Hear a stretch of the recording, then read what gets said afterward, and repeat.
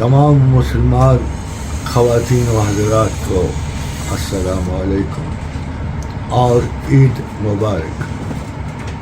اللہ آپ کو عید کے تمام خوشگوار تاثرات مبارک کرے اور عید کے بعد عید کی سی کیفیت آپ کی زندگی میں باقی رہے.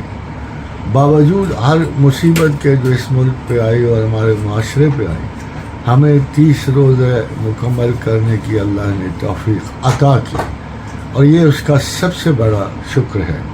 اور اگر اس میں بقول قرآن ہمارے لیے تقویٰ ہے تو اللہ ہمیں ضرور عطا فرمائے، یہ اس کا سب سے بڑا کرم ہوگا.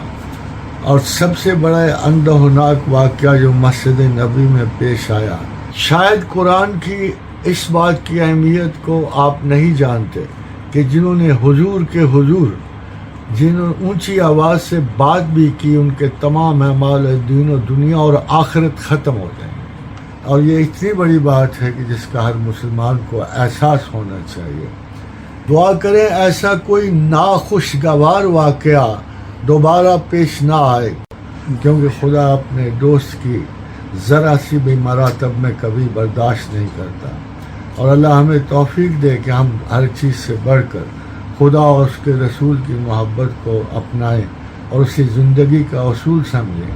اگر ہم نہ سمجھیں گے تو ہم کبھی بھی اچھے مسلمان اور اچھے امت رسول نہیں ہو سکیں گے. اللہ آپ کو ہدایت فرمائے، رحم کرے، کرم کرے اور آپ کے بال بچوں پر کے لیے اور سکون و عافیت کا محل پائیدار کرے. آمین ثم آمین.